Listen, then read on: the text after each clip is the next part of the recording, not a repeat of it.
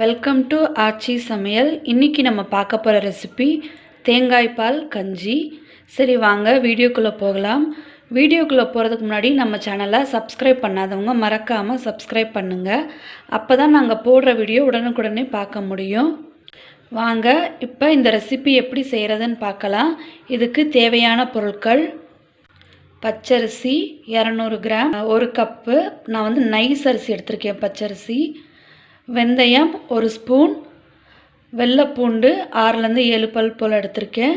தேங்காய், முழு தேங்காய், சின்ன தேங்காய் நான் ஃபுல்லாக எடுத்து திருகி வச்சுருக்கேன். உப்பு தேவையான அளவு. 1 கப்புக்கு 4 டம்ளர் தண்ணி போல் எடுத்து வச்சுருக்கேன்.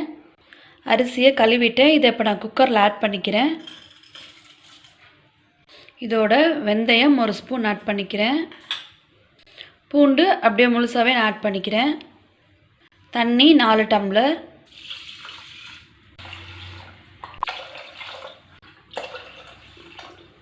இப்போ அதை லிட்டு க்ளோஸ் பண்ணி நான் அடுப்பில் வச்சு 4 சவுண்ட் வச்சு 10 நிமிஷம் சிம்மில் வச்சு எடுத்துக்க போகிறேன். இதை நான் இப்போ குக்கரில் வச்சுட்டேன். இது நல்லா குழஞ்சி மசிஞ்சு வேக வரணும். அப்போ தான் அது நல்லாயிருக்கும் சாப்பிட்றதுக்கு. இது நல்லா கொலைய வேக விடணும். அப்போ தான் இந்த ரெசிபியே நல்ல டேஸ்ட்டாக இருக்கும். இப்போ இந்த குக்கர் நம்ம வச்ச கேப்பில் தேங்காவை பாலை எடுத்துக்கலாம். இப்போ அதை ஜாரில் மாற்றிட்டேன். இதை அரைச்சி எடுத்துக்கலாம். பாருங்கள் எப்படி நல்லா மலர்ந்து வெந்திருக்குன்னு. இதை விட்டுறலாம். பாருங்கள் இப்படி நல்லா குழச்சி விட்டுறணும், மசிச்சு விட்டுறணும். 1 ஸ்பூன் போல் உப்பு போட்டுக்கிறேன். நல்லா குழச்சி கிண்டி விட்டுருங்க. சூடு ஒரு அளவு ஆறின பிறகு தான் நம்ம தேங்காய் பாலை ஆட் பண்ணணும். அப்படி இல்லைன்னா திரிஞ்சு போயிடும்.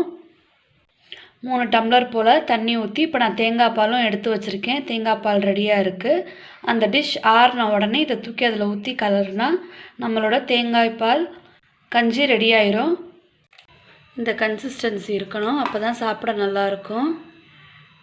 இந்த கஞ்சி ரெடி ஆயிடுச்சு. இது வாய்ப்புண்ணு, வயிற்று புண்ணு, சளி, இருமல் இது எல்லாத்துக்கும் அவ்வளோ நல்லது.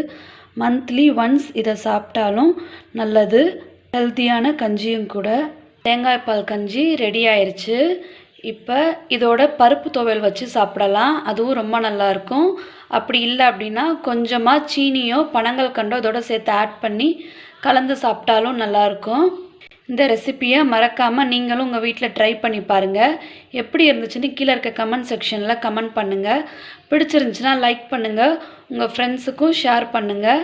நம்ம சேனலை சப்ஸ்கிரைப் பண்ணாதவங்க சப்ஸ்கிரைப் பண்ணுங்கள். தேங்க்ஸ் ஃபார் வாட்சிங்.